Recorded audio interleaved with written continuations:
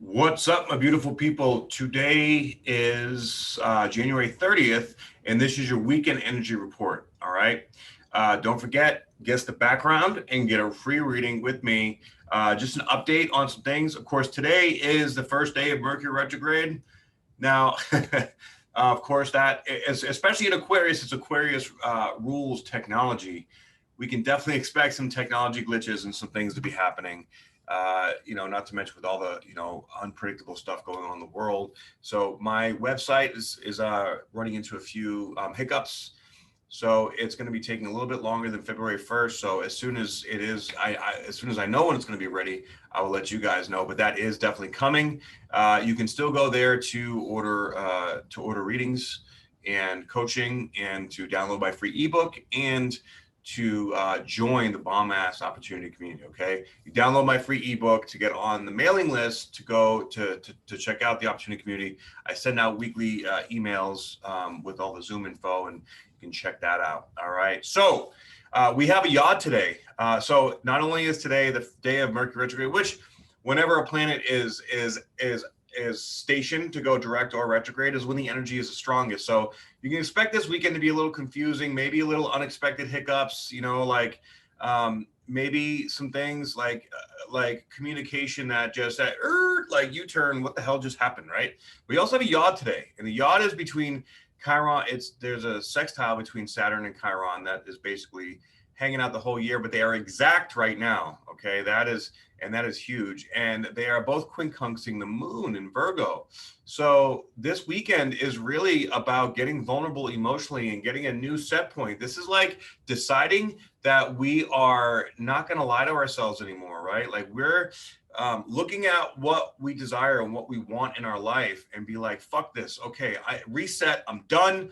I'm not going to sabotage myself anymore. I'm not going to play a victim. I am going to start new, start fresh. Let's make shit happen. Let's figure it out. We excavated all this heart emotional stuff this last week from the full moon, and from the conjunction of Venus and Pluto, and also from the conjunction of the sun and Jupiter. Now that we've excavated all this stuff up, it's like all this energy that it's sort of like when you do a detox, right? If you're cleaning out parasites or heavy metals, we have to scrape it up from the inside of the tissue, from whatever organ it's sitting in, and then now it's floating around in the body, right? So now we have to process it out. Now we have to flush it out. Now we have to do things to clear out the lymphatic system, to purge out all the toxins in the blood. And that is where the Mercury retrograde is going to be. We have to filter it and process it out, because whenever we're evolving, whenever we're growing, which is pretty much constant, but right now it's exceptionally prevalent. Okay, we knock this stuff loose, all right, and then after we knock it loose, now it's like we feel like, what the hell's going on? What's wrong? I feel all this weird shit coming up. And just like if you fall in love, or when you have a child, or whenever anything emotionally comes to happen, that's an emotional detox cleanse process.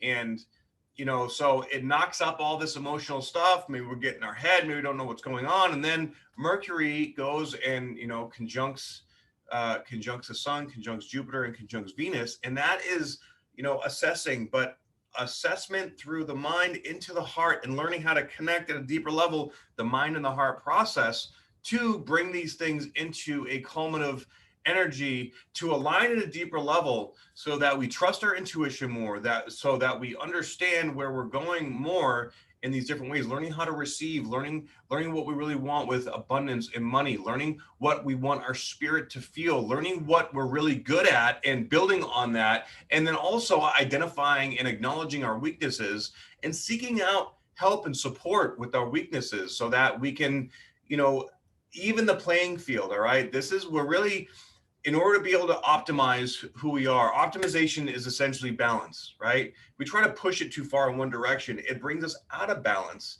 I notice, even especially for me, when I'm working deeply on one part of myself, I put all my focus in this one thing to overcome this limitation that I feel. And when I do that, it's great. I get a lot of, movement in that, but then other things suffer, right? So this is all about learning how to reach out for help, learning how to have an opportunity, and learning how to be with a community, with a support system that knows you, that supports you, that'll hold you accountable and call you out, but also, give you a hug when you need one, right?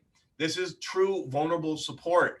And this is what we do in the opportunity community. It's also what we do with Team U and Uforia. All right.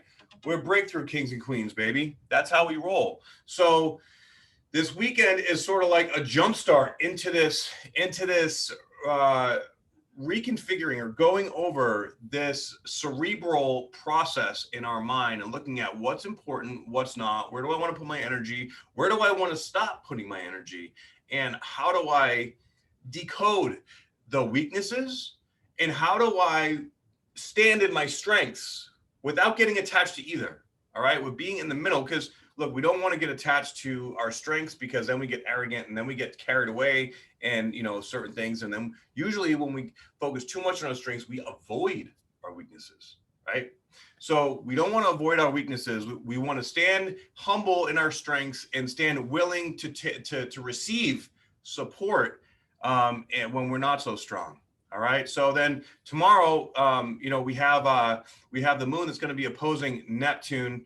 But really, I'm not seeing too much that's going on. We have Venus coming up to 28 degrees, which is getting to anorectic degrees. So the Venus energy may be a little bit stronger.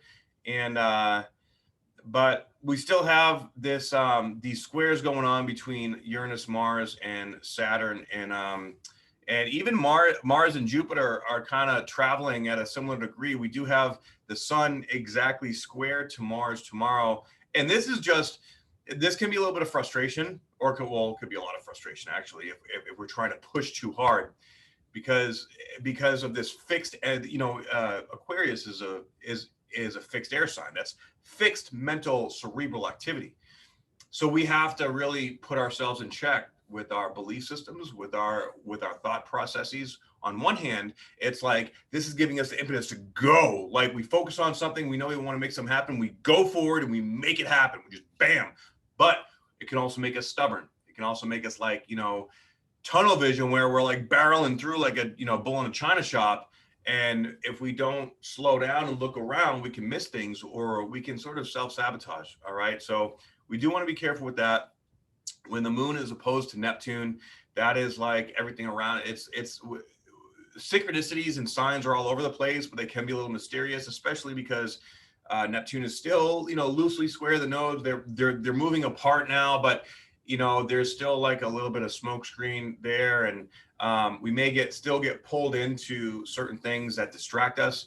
We have to be really conscious of distraction, okay, and really take care of that. But all in all, it's going to be a weekend of really contemplating and assessing, analyzing our intuition, our thoughts, our feelings, and of course, this is the very beginning of a 3-week period where we are going over a lot of stuff. There most likely is going to be some technological issues. I definitely, be extra aware and careful if you're signing anything. Like, I mean, shit, I'm launching, my new website, in the beginning of Mercury retrograde, but I've had the intention already, before that happened. But of course, there's going to be delays. So this is acceptance. This is acknowledgement. This is, stepping into whatever it is that you feel is right. And with trust and faith, if you feel like you're lacking or slacking on something,